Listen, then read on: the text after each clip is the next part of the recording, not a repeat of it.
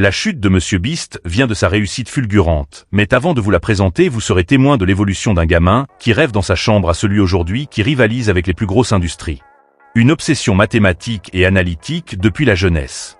Monsieur Beast a commencé à créer du contenu dès l'âge de 13 ans sous le pseudonyme Monsieur Beast 6000, réalisant des vidéos très modestes sur Minecraft et d'autres jeux, en analysant les revenus des youtubeurs ou en donnant des conseils aux créateurs débutants. Et il a développé une véritable obsession pour l'analyse des algorithmes de YouTube. Cycle de rétention, thumbnail, titre, comportement des spectateurs, il passait ses journées à tester et ajuster sans relâche. Et c'est cette approche quasi scientifique qui a mené à l'idée folle de compter jusqu'à 100 000 pendant 44 heures en caméra ouverte, une vidéo virale qui a marqué son entrée exponentielle sur la scène YouTube en 2017. 2. Une stratégie multi-SKU, plusieurs chaînes et sources de revenus. Monsieur Beast opère selon un modèle dit de multi-SKU Creator, où il combine plusieurs chaînes YouTube et activités commerciales pour réinvestir dans des contenus à gros budget. Monsieur Beast, chaîne principale. Vidéo spectaculaire, budget moyen 3, $5 fin 2024, public massif.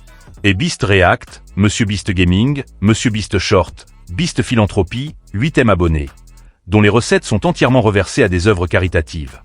Des chaînes locales en langues étrangères dans la stratégie d'expansion globale.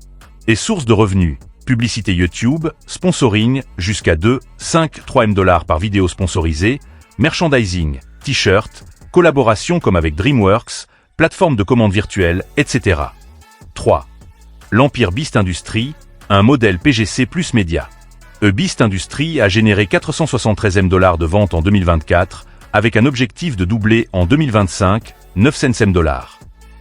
Feastable, lancé en 2022 avec l'ex-président de RxBar comme cofondateur.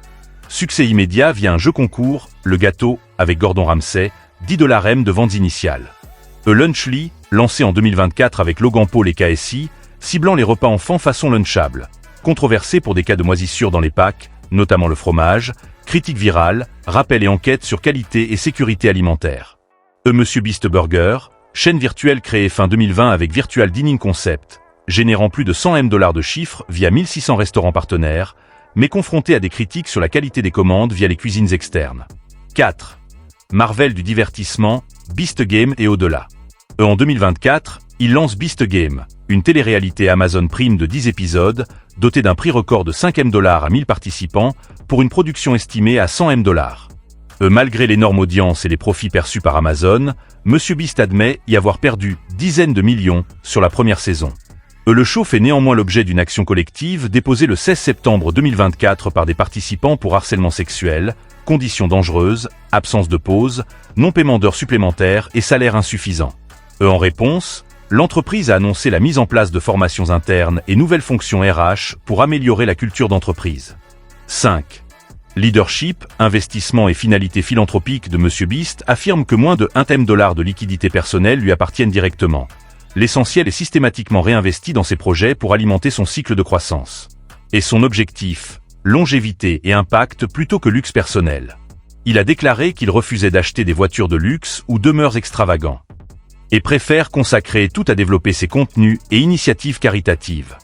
En février 2025, un nouveau CEO professionnel, Jeff Uzanbold, a rejoint l'entreprise pour structurer les partenariats long terme, axés vers la rentabilité et la durabilité, tout en améliorant l'impact social via des campagnes comme les opérations chirurgicales pour la cataracte ou nettoyage des océans. 6. Les tensions récentes, un empire sous scrutin. Plusieurs controverses affectent l'image de l'empire Team Beast. La mise en lumière de commentaires anciens jugés racistes ou homophobes, auxquels Donaldson a publiquement présenté ses excuses. Et les allégations touchant un ancien collaborateur, Ava Chris Tyson, accusé d'avoir approché un mineur. Enquête interne, fin de la collaboration, et démenti formel par la victime. Qualité des produits Lunchly. Cas connu de moisissure, accusation de mauvaise gestion de projet, critiques acharnées de créateurs reconnus comme Rosanna Pansino. Tensions internes et accusations dans l'équipe sur des projets comme Beast Game, exposés notamment par des médias comme Polygon et Time. En résumé, ambition plus obsession égale viralité. D'un départ amateur en 2012 à une stratégie algorithmique extrêmement fine qui a fait exploser sa chaîne principale en 2017. Diversification multicanal et multi-entreprise. YouTube, sponsoring, merchandising, restauration virtuelle, snack, médias.